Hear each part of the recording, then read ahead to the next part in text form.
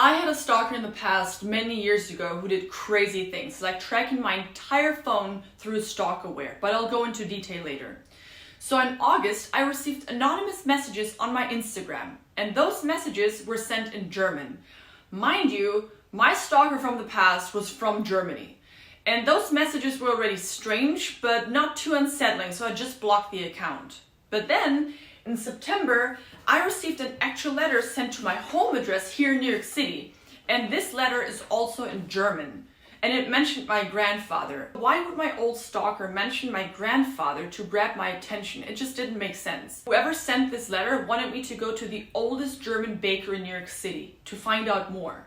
This letter and the Instagram messages were sent from the same person, and that made me feel very uncomfortable because why is somebody trying to reach out to me not wanting me to know who they are? And my stalker purchased things online all over Europe and even opened bank accounts in my name. I would send hate messages and lies to my friends and family, even my school here in New York City, just to try to control me by fear. After putting a stalkerware on my phone, which is actually really easy done, you just take the victim's phone, open the camera app, and scan a QR code. So never leave your phone unattended with a person that you don't trust. And once it's done, the stalker can read everything in real time. Incoming, outgoing calls, messages, passwords, even has access to social media.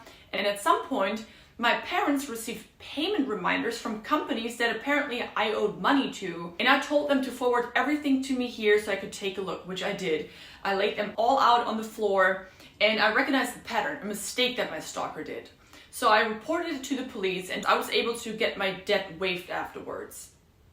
So I know what it feels like living in fear and being controlled by fear, making myself small, unseen, hide, even change my name from Jennifer to Jean on my social media.